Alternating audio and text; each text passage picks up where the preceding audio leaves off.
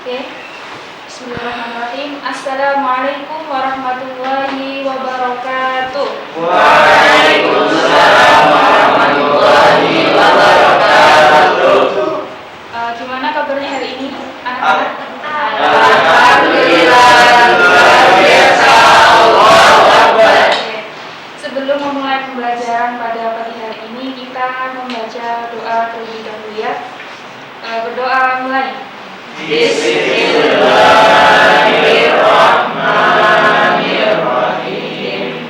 Raditu billahi rabban wa bil islami dinan wa bi Muhammadin nabiyyan wa rasulan. Rabbi zidni ilma warzuqni fahma. Langsung saja untuk absensi.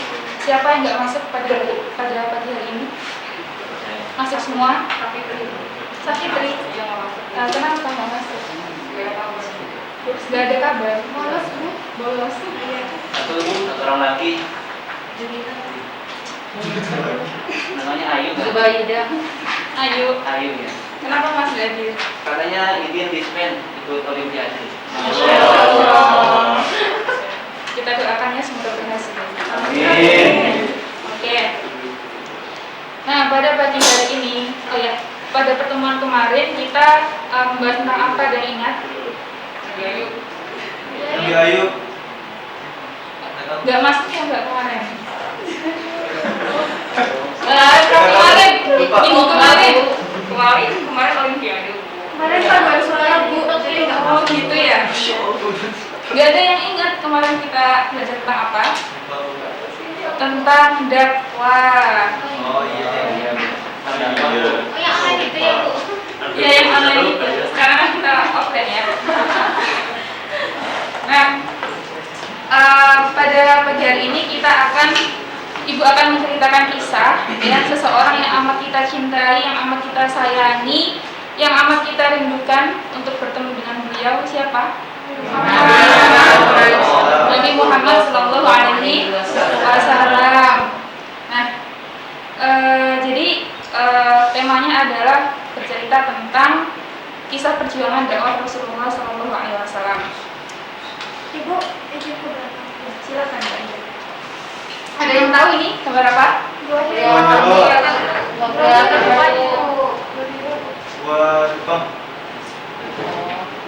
Tempat apa ini? Kayak batu-batu. Batu. Ada yang sudah pernah di sini? Taman Sari Bu. Gunung Kidul ya? Mau ya Bu? Apa ini? Gua Hiro. Jadi ceritanya asal mulanya berawal dari sini di Gua Hiro. Gua Hiro itu tempat di mana Rasulullah mendapatkan wahyu yang pertama. Nah, ketika itu di suatu malam pada bulan Ramadan, Rasulullah Shallallahu Alaihi Wasallam ya menyendiri di Gua Hiro. Suasananya itu sepi, sunyi, ya, tenang. Tiba-tiba terdengar suara, "Iqra ya Muhammad." Siapa yang datang kira-kira? Siapa?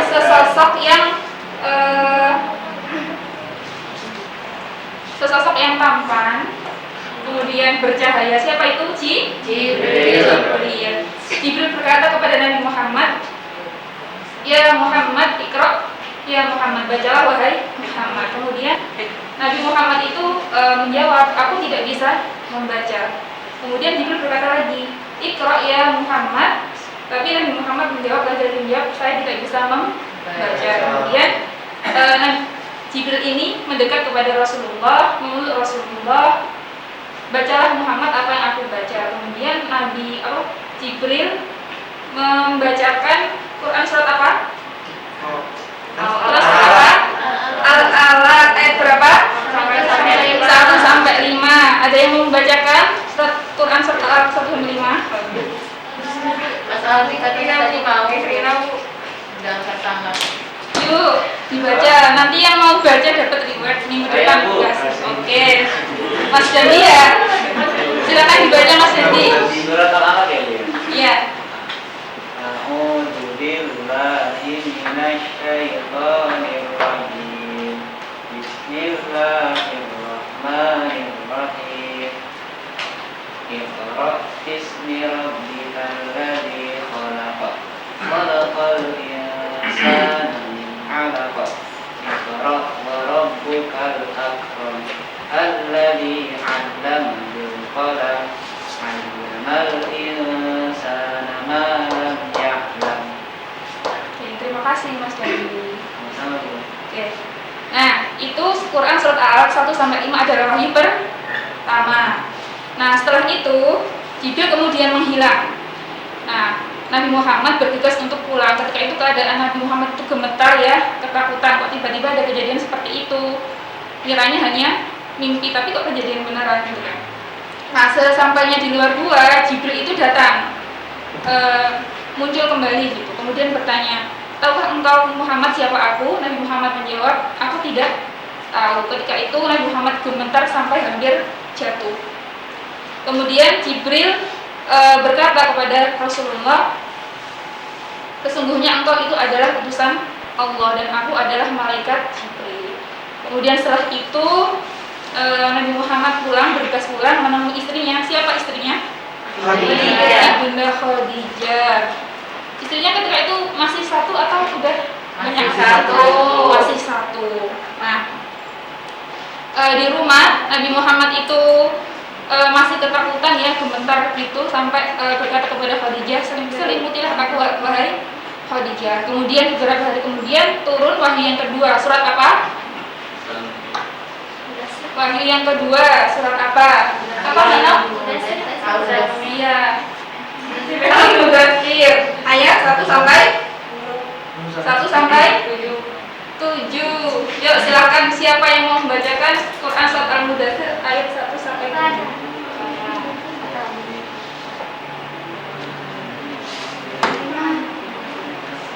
Gak ada yang mau? Oke, Mbak Nisrina silakan dibaca. Bismillahirrahmanirrahim. Ya ayyuhal muddatsir qum fa'anzir wa rabbaka fakabbir wa thiyabaka fatahhir wa rujza fahjur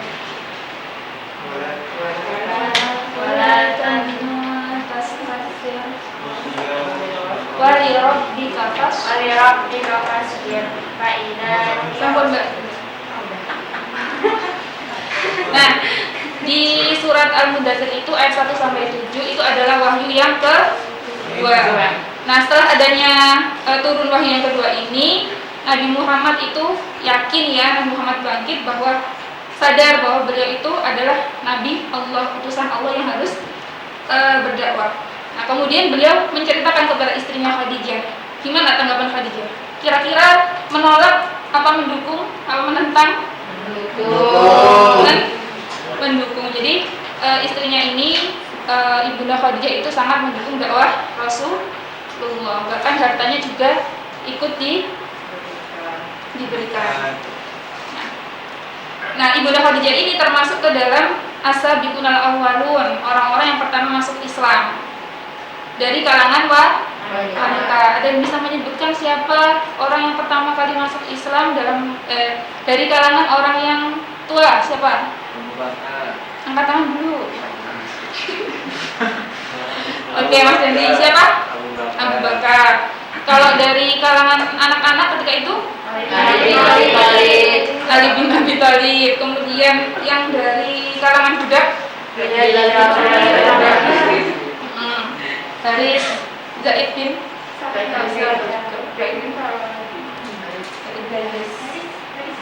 Nah, jadi memang yang namanya dakwah itu nggak ada yang mulus-mulus aja ya, mesti ada banyak tantangan dan rintangannya.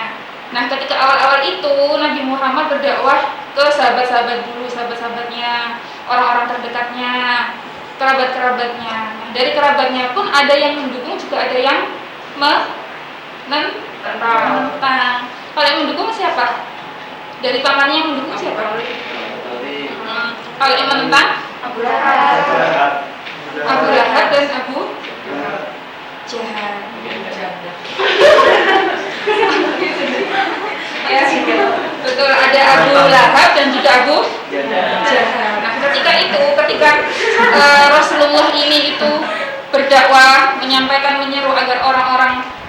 itu menyembah Allah, mengakui bahwa Muhammad adalah utusan Allah.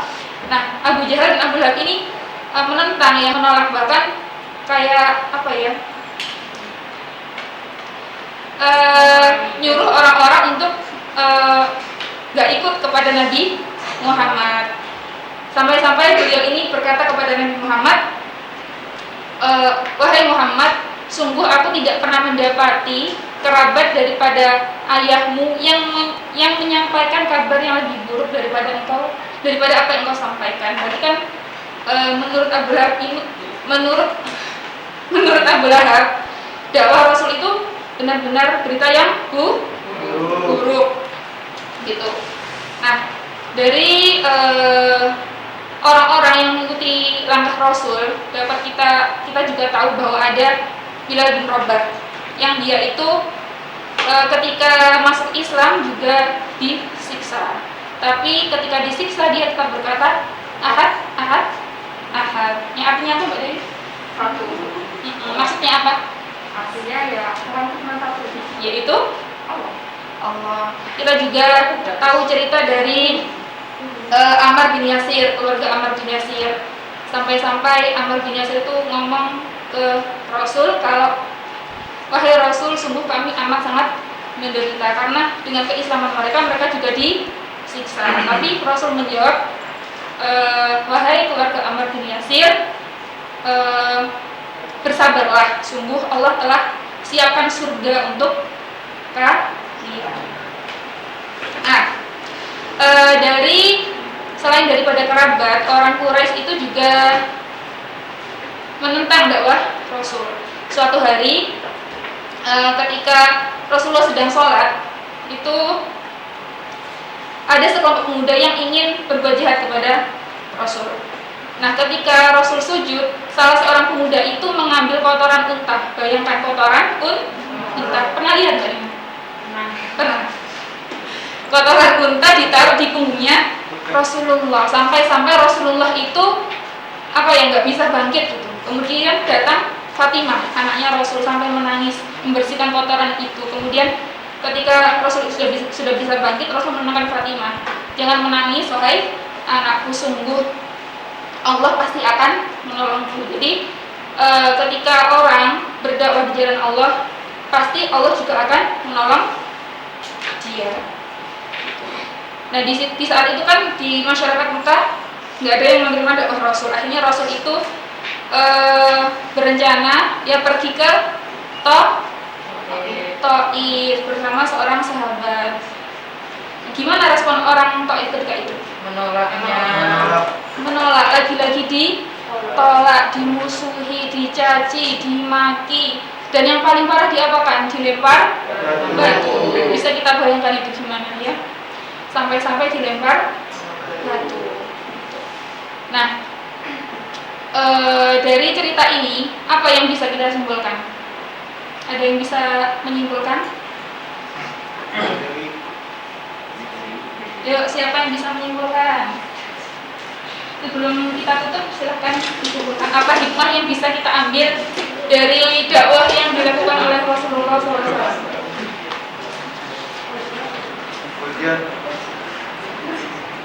Gak ada yang tahu? Aida Bu, Aida. Ustaz Dila coba yang lain. Di masih tidak. Aida Bu, Aida. Saya Bu. Bapak lah gini-gini tuh, gini apa gini? Oh iya, Bu. Aida Bu. Yuk. Tadi dengarkan nggak? Dengarkan Bu. Kalau mendengarkan harusnya bisa. Malu-malu Bu. Takut salah. Belajar salah nggak apa-apa, nanti dibenarkan. Kalau salah dapat hadiah juga nggak? Dicoba dulu. Gak ada yang tahu. Kalau nggak ada yang tahu, tak suruh satu orang perwakilan ke depan menceritakan, mengulang cerita. Saya Bu, bukan hikmahnya ya Bu. Ya, hikmahnya. Saya apa ya? Ketika hikmah yang diambil dari cerita tersebut adalah tentang bagaimana perjuangan itu butuh usaha dan kesabaran. Dan ketika kita berjuang di jalan yang benar dan selama itu demi agama dan diridhoi Allah, insya Allah kemenangan atau pertolongan Allah itu pasti ada. Takbir. Betul? Allah. Gimana yang lain benar apa yang dikatakan Mbak Fauzia? Betul. Jadi yang namanya kita dakwah itu mesti ada ujian dan kita harus bersabar. Insya Allah Allah juga akan menolong. Mungkin itu ya pelajaran yang dapat Ibu sampaikan pada pagi hari ini. Untuk tugasnya silakan dibuka bukunya halaman 37 ya. Itu ada pilihan ganda dan juga uraian, silahkan dikerjakan, dikumpulkan minggu depan gitu ya. Ada pertanyaan? Ya, ada. Belum. Kalau nggak ada, Ibu cukupkan. Mari kita tutup pelajaran pada pagi hari ini dengan membaca hamdalah dan doa kafaratul majlis. Alhamdulillahirabbil alamin. Subhanakallahumma wa bihamdika asyhadu an la ilaha illa anta. Terima kasih atas segala perhatiannya. Kalau ada yang kurang dari Ibu, mohon maaf. Sekian, wassalamualaikum warahmatullahi wabarakatuh. Waalaikumsalam warahmatullahi wabarakatuh.